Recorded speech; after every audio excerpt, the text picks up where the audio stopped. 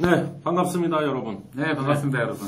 오늘 진투방, 제 7회차입니다, 7회차. 벌써 7회차네요. 네, 시간이 참 빠르네요. 네. 그래서 오늘 7번째 방송이고요. 뭐 늘 하는 얘기지만, 우리 뭐 쓸데없는 얘기 안 합니다.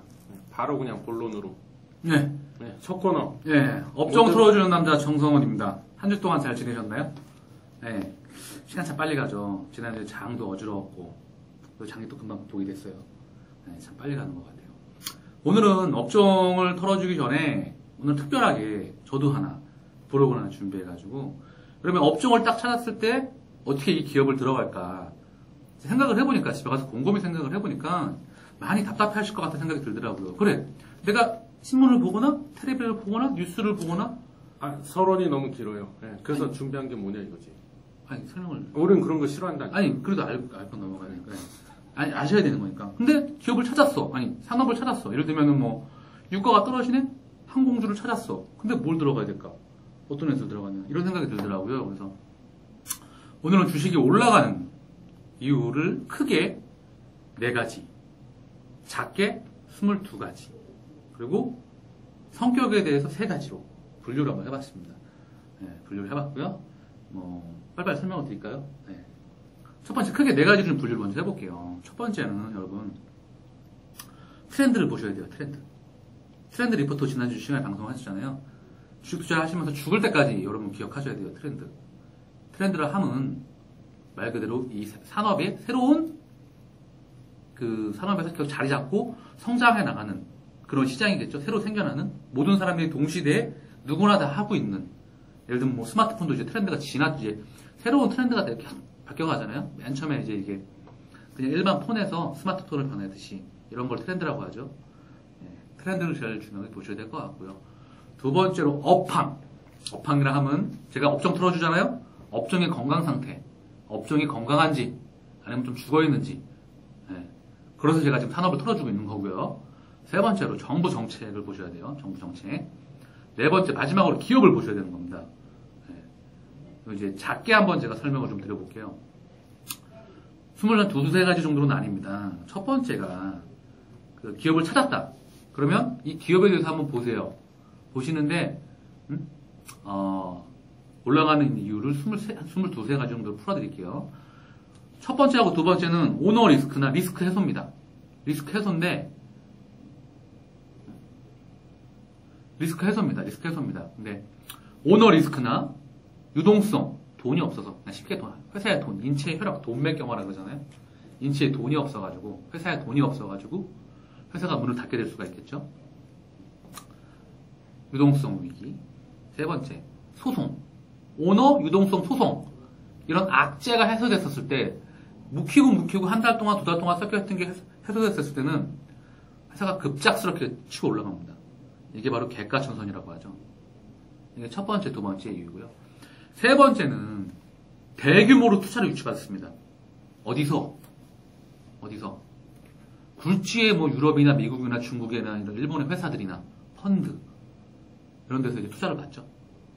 그러면 어떻게 되겠습니까, 회사가? 걔네 브랜드를 가져갈 수 있겠죠. 그리고 걔네 유통망도 갖고 갈 수 있겠죠. 걔네 R&D 연구 인력도 갖고 갈 수 있겠죠. 그 회사가 우리한테 투자를 했습니다. 가만히 놔두겠습니까? 예를 들어서 키이스트에서 텐센트에서 투자를 받았어요. 2대인가 3대 주주입니다. 걔네가 가만히 있겠습니까? 그렇게 돈을 많이 투자했는데 뭐든 하겠죠. 이랬었을 때 주가가 또 튀고 올라갑니다. 이게 세 번째 이유고요. 네 번째, 대체제라고 들어보셨죠? 말 그대로 어느 한 그 이슈가 생겼을 때 그 이슈가 죽으면 그 이슈로 인해서 피해를 보는 기업이 나오면 바로 또 반대로 그 이슈 때문에 살아나는 기업이 생깁니다. 예를 들면 고기가 예를 들어서 뭐 AI니 뭐 조류 인플루엔자니 뭐 여러 가지 있잖아요, 여러분. 돼지고기를 못 먹어, 예를 들어서. 그러면 뭐 먹겠습니까, 여러분? 수산물 먹어야 되잖아요. 이런 게 대체제고요. 얼마 전에 내추럴랜드 되게 유명했죠. 백소, 건강기능식품. 걔네가 죽으면서 또 파생되는 것들이 있었습니다. 항상 이런 관점으로 맨날 보셔야 됩니다. 이게 대체제입니다. 대체제. 네 번째 이유였어요.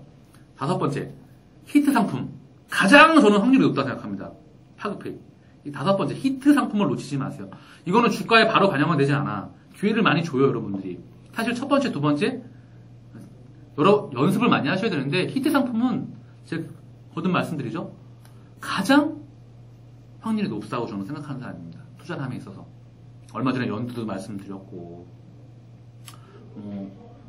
허니버터도 말씀을 드렸고, 카카오빵도 말씀을 드렸고, 키스텍 김수현에도 있고, 영화 명랑도 있었고, 영화 또 니마 그강을 건너지 마요도 있었고, 이런 히트 상품을 보셔야 될 것 같고요. 자, 여섯 번째. M&A. 적대적 인수합병. 지분 경쟁이 붙겠죠. 그렇겠죠. 제 강의 들으시는 건 아니시죠? 네, 적대적 인수합병. 당연했죠. 회사 뺏으려고 그러는데 지분 경쟁하잖아요. 지분 매입해야 되잖아요. 그럼 지분 가치 올릴 거 아닙니까? 올라갈 거 아닙니까? 근데 리스크가 있습니다. 딱 알고는 계시라고. 물론 적대적 M&A가 나중에 여러분 내공이 쌓이시면 적대적 M&A가 걸릴 것 같은 걸 미리 어느 정도 예측할 수 있겠죠. 그러나 저는 좀 반대를 합니다. 이제 올라가는 이유를 정리를 해놨지만 리스크가 너무 커요. 수익률도 많이 크지만 저는 좀 별로 좋아하는 편은 아니고요. 일곱 번째, 실적. 회사가 돈을 버는데 어떻게 주가가 안 올라가겠습니까? 말도 안 되는 겁니다. 100%야 이거는 실적인데 만약에 안 갔다. 아니야 100%라면 안 되죠. 99.9999999라고 말씀드리겠습니다. 주가가 올라가는 이유. 사실 실적 이걸 보기 위해서 트렌드를 보는 거고 다 보는 거겠죠. 실적이라 함은 판매 가격을 인상한다던가 원가가 하락된다던가 갑자기 적자에서 흑자로 돌아가는 턴 어라운드가 일어난다거나 재무 구조가 개선이 된다거나 이런 부분에 대해서 판매 가격을 인상한다거나 이런 것들이 실적이 좋아진 한 해의 이유겠죠. 1분기, 2분기, 3분기, 4분기, 전분기 대비해서 전년 대비 대비해서 실적이 얼마나 들어가는지, 매출이 얼마나 커지는지, 영업이익이 얼마나 커지는지, 당기순이익이 얼마나 커지는지 다 보셔야 되는 거지만, 중요한 겁니다. 실적 정말 중요한 거고요. 자, 여덟 번째 잊지 마시고요. 일곱 번째 제일 중요한 겁니다. 여덟 번째 지분 가치 상승. 회사를 보게 되면 재무제표를 나중에 설명을 또 한번 드리겠지만 회사도 본 영업을 하고요. 영업 외에도 뭘 합니다. 영업의 수익과 또 비용이 있고 여러 가지가 있습니다. 매출액이 있고 영업이익이 있고 당기순이익이 있듯이 경상이익도 있고 그 안에 보면 영업이익과 수익의 비용이 들어가는 건데 회사도 투자를 합니다. 관계회사 투자를 하기도 하고 계열사에서 투자받는 계열사에서 투자를 한 계열사가 아니면 자회사가 대박이 나버리면 그 지주회사나 그런 회사도 같이 영향을 받습니다.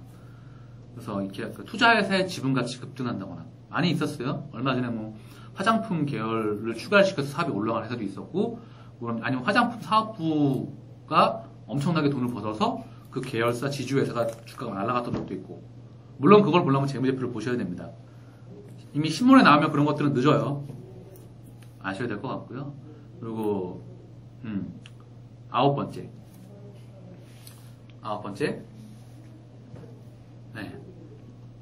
인적 분할 지주사 전환합니다. 만도도 있었죠. 삼성 계열사도 이제 지주사 전환한다 그러고 대한항공도 지주사 전환한다고 말 많잖아요. 그러면 지주사를 인적 분할했었을 때 그 주가를 올려야만 되는 그 기업이 있습니다. 그걸 오너가가 지분을 많이 갖고 있는 경우, 예를 들면 현대모비스나 현대글로비스 관계가 많이 있잖아요. 무슨 말씀인지 아실 거예요. 삼성 SDS, 제일모직, 삼성물산 다 해서 요즘 말들 많잖아요. 인적 분할했었을 때 그 경영권을 인수받으려고 하는 주체가 지분을 많이 들고 있는 회사. 이게 제일 중요한 거. 이게 포인트입니다.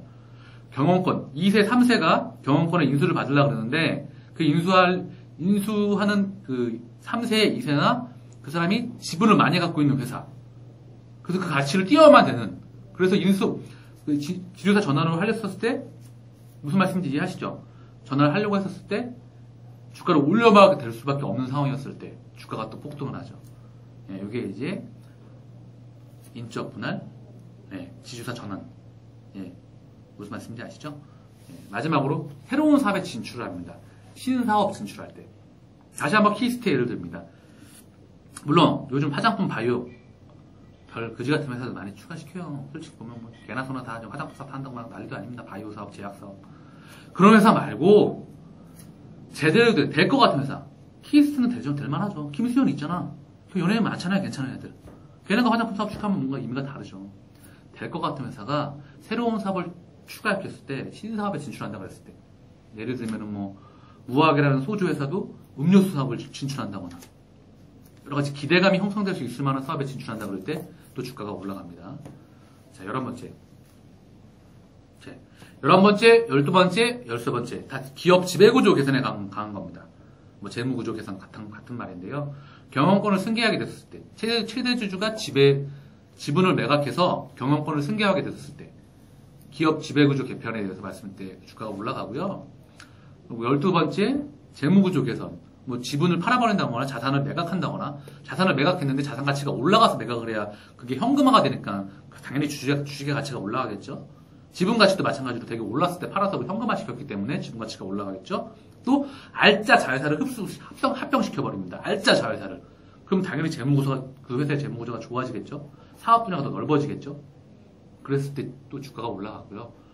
이제 13번째. 똑같습니다. 오너가 해서 계열사로 편입을 시켜버리는 거예요. 왜 편입시키겠습니까? 뭔가 키우려고 하는 거겠죠? 네. 이거 다 기업 지배구조나 이제 재무구조에 관련된 11번째, 12번째, 13번째로 갔고요. 이제 14번째 말씀드리겠습니다. 정책의 수행. 말 많았죠. 자전거 난리도 아니에요. 지금도 난리도 아니에요. 자전거 도로 형성한다고 할 때부터 막 자전거 관련주도 다 갔죠. 지금 1인 가구, 자전거 도로도 마찬가지였고요. 담배값도 올렸고, 전기요금도 인상, 이런 거 파급이 좀 작습니다. 근데 예전에 자본시장 통합법, 자통법이라고 하잖아요. 증권주가 날아갔습니다, 여러분. 네. 당, 국회, 정부, 청와대, 당정청, 정부 정책의 주체입니다, 정부 정책이. 얘네가 일시인 게 아니라 주기적으로 논조를 가지고 미는 거거든요. 파급이 커요, 여러분. 법안이 통과가 되는데 살짝 그런 게 아니라 이 정부가 기조를 갖고 밀어내는 게 있습니다. 물론 100% 신뢰를 할 수는 없지만 주기적으로 미는 게 있어요. 그 정권에서. 정부 정책을 유심히 보셔야 될 것 같고요. 그러기 위해서 정부 정책 맨날 보시다 보면은요. 보이세요. 같이 한번 또 말씀을 드릴게요. 15번째. 혁신적인 신기술 개발. 그 누구도 갖지 않은 신기술을 개발했었을 때. 예, 당연하겠죠. 다른 회사에는 없어. 아니면 제약회사에서 더 싸고 그리고 더 약 투여도 적고. 지하드라. 네. 한마디 하셨네요. 네. 더 싸고, 더 싸고 그 치료 기간도 짧고, 약값도 저렴하고, 투여량도 작고. 당연히 혁신적인 신기술 개발되지 않았을까요? 제약회사에서도. 핸드폰도 마찬가지고. 어마어마한 혁신적인 기술. 맨 처음에 애플, 아이폰이 나왔을 때 혁신적이었습니다. 혁신적. 감히 이럴 때 혁신이라고 이노베이션이라는 단어를 쓰죠. 삼성 갤럭시 S6가 아니라. 네. 정말 사람들이 생각할 수 없는 창의적인 아이디어. 혁신적인 신기술 개발. 파급이 크겠죠. 자, 16번째.